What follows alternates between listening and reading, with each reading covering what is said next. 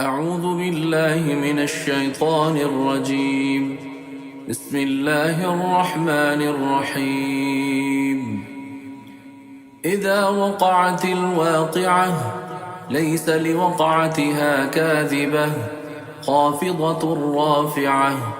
إذا رجت الأرض رجا وبست الجبال بسا فكانت هباء منبثا وكنتم أزواجا ثلاثة فأصحاب الميمنة ما أصحاب الميمنة وأصحاب المشأمة ما أصحاب المشأمة والسابقون السابقون أولئك المقربون في جنات النعيم.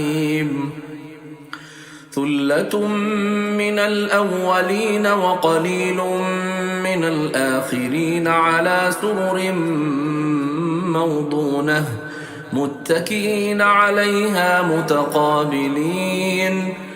يطوف عليهم ولدان مخلدون بأكواب وأباريق وكأس من معين لا يصدعون عنها ولا ينزفون وفاكهة مما يتخيرون ولحم طير مما يشتهون وحور عين كأمثال اللؤلؤ المكنون جزاء بما كانوا يعملون. لا يسمعون فيها لغوا ولا تأثيما إلا قيلا سلاما سلاما. وأصحاب اليمين ما أصحاب اليمين في سدر مخضود وطلح منضود وظل ممدود وماء مسكوب وفاكهة كثيرة لا مقطوعة ولا ممنوعة وفرش مرفوعة إنا أنشأناهن إنشاء فجعلناهن أبكارا عربا أترابا لأصحاب اليمين. ثلة من الأولين وثلة من الآخرين. وأصحاب الشمال ما أصحاب الشمال في سموم وحميم وظل من يحموم لا بارد ولا كريم. إنهم كانوا قبل ذلك مترفين وكانوا يصرون على الحنث العظيم وكانوا يقولون أئذا متنا وكنا ترابا وعظاما أئنا لمبعوثون أو آباؤنا الأولون قل إن الأولين والآخرين لمجموعون إلى ميقات يوم معلوم. ثم إنكم أيها الضالون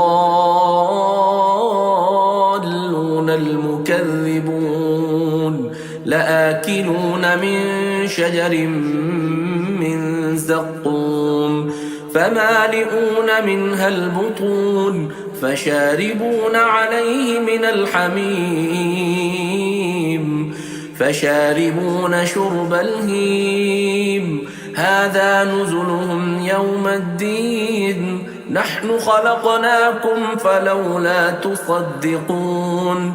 أفرأيتم ما تمنون أأنتم تخلقونه أم نحن الخالقون نحن قدرنا بينكم الموت وما نحن بمسبوقين على أن نبدل أمثالكم وننشئكم فيما لا تعلمون ولقد علمتم النشأة الأولى فلولا تذكرون أفرأيتم ما تحرثون أأنتم تزرعونه أم نحن الزارعون لو نشاء لجعلناه حطاما فظلتم تفكهون إنا لمغرمون بل نحن محرومون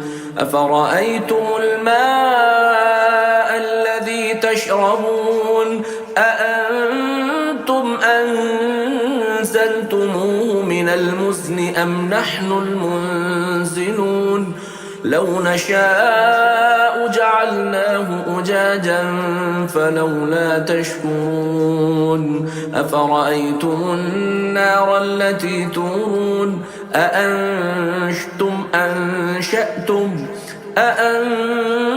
أنشأتم شجرتها أم نحن المنشئون نحن جعلناها تذكرة ومتاعا للمقوين فسبح باسم ربك العظيم فلا أقسم بمواقع النجوم وإنه لقسم لو تعلمون عظيم إنه لقرآن كريم في كتاب مكنون لا يمسه إلا المطهرون تنزيل من رب العالمين أفبهذا الحديث أنتم مدهنون وتجعلون رزقكم أنكم تكذبون فلولا إذا بلغت الحلقوم وأنتم حينئذ تنظرون ونحن أقرب إليه منكم ولكن لا تبصرون فلولا إن كنتم غير مدينين ترجعونها إن كنتم صادقين فأما إن كان من المقربين فروح وريحان وجنة نعيم وأما إن كان من أصحاب اليمين فسلام لك من أصحاب اليمين وأما إن كان من المكذبين الضالين فنزل من حميم وتصلية جحيم إن هذا لهو حق اليقين فسبح باسم ربك العظيم